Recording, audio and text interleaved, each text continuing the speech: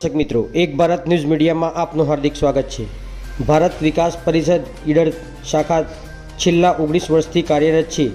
ભારતીય સંસ્કૃતિની રક્ષા તેમજ તેને જાળવણી માટે ભારત વિકાસ પરિષદ વિવિધ સંસ્કારલક્ષી કાર્યક્રમો કરે છે।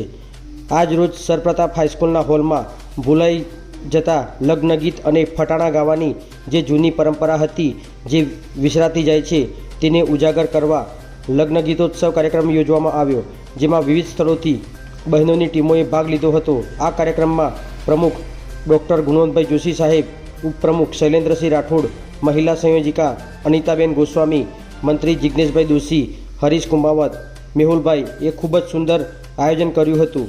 તેમાં ભારત વિકાસ પરિષદના 20 મેમ્બર હાજર રહ્યા હતા।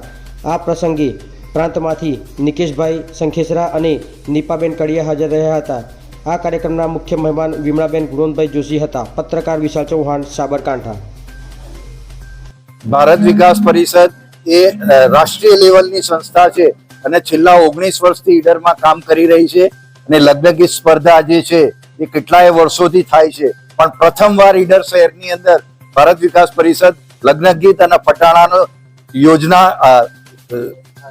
કાર્યક્રમ કરી રહેલ છે અને એની અંદર લગભગ 70 જેટલી બહેનો ભાગ લઈ રહી છે અને 20 મેમ્બર ભારત વિકાસ પરિષદના કાર્યક્રમમાં હાજર રહ્યા અને તેમાં ડોક્ટર ગુણવંતભાઈ જોશી સાહેબ, શૈલેન્દ્રસિંહ, હરીશ કુમાવત, જીતેશભાઈ, મેહુલભાઈ વગેરે સર્વે કાર્યકર્તાઓ અને ડોક્ટર કડિયા સાહેબ કે જેઓ પડદા પાછળના એમને પણ ખૂબ મહેનત કરી આ કાર્યક્રમને સફળ બનાવવા માટે સર્વેનો ખૂબ ખૂબ આભાર।